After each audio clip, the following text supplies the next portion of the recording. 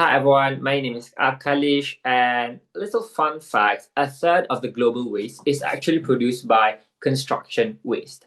But what if the way we build things could change that? Okay, so we all know that 3D printing is now everywhere. It's in toys, medical implant, and even your house. In the recent years, we've seen a very, very rapid rise in 3D printing houses, right? So large that 3D house printing market is projected to have a compound annual growth rate between 25% and 111% over the next decade. So chances are your future house might be built this way. But how do we make it more sustainable? Okay, so just for fun today, I'm going to talk about my suggestion on how to extend the life cycle of construction 3D printers rather than your usual FDM printers by comparing different approaches to reduce, recycle, and reuse, and maybe some suggestion on non-recyclable elements. So let's go.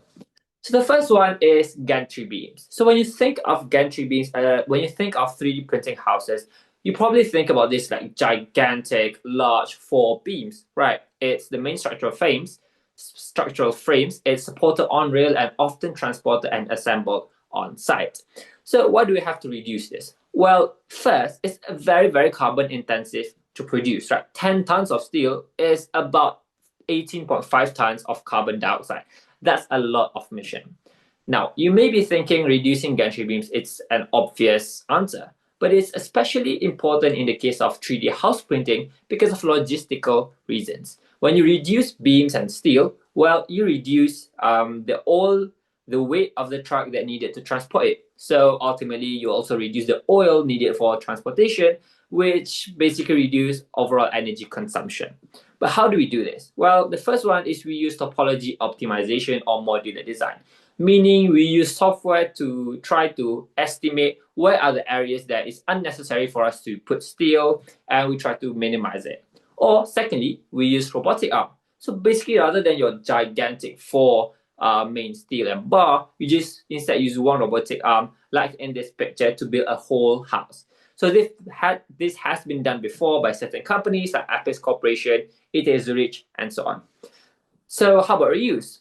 Well, my suggestion is extrusion system. Extrusion system are responsible for moving concrete from a hopper to the nozzle. Why should we reuse it? Well, basically because the wear is localized, meaning that there is some wear and tear at the gasket, at the rubber, but basically the whole structure is still remains structurally intact, so it can be reused. In fact, it can be refurbished and reused for 3 to 5 operational life cycle compared to replacing the whole unit every 1 or 2 years. So again, certain companies have done this. Parts Mr. Cobalt Icon. It basically reduces waste generation, which is a really good thing to do. And the third thing is recycle. So at first I wanted to go with aluminum, but then I came across this one interesting video on YouTube that I will link down below talking about the unsustainability of concrete, but specifically cement in concrete. So the environmental impact is huge. It makes up about 8% of the global CO2 emission. That is more than all the aviation combined. And the dangerous part is actually the limestone in the cement. So if you have done a bit of chemistry in high school before, then you know that limestone or calcium carbonate, CaCO3, when burned, produce carbon dioxide and calcium oxide. Carbon dioxide and calcium oxide. So the carbon dioxide is the one that is really dangerous. So how do we do this? We basically crush the printed concrete into fine or coarse to recycle aggregate or RCA. And then we use the partially to replace virgin aggregate in new printable mixes. That's basically a very fancy way of just saying we're going to crush all this concrete and then we reuse them for other buildings and such. Or secondly, we could just use alternative cement-based material like fly ash and alkaline activators, which works just fine. Of course, all of this is still in research, but it's very, very promising. And then the disposal part. So things like control boards, PCBs, wiring harness, connectors, any type of electronics you can think is going to be disposed. While it is conventionally attractive to try to work our way to recycle this stuff, it's actually really hard because of mixed material, small component size, and lack of design for disassembly.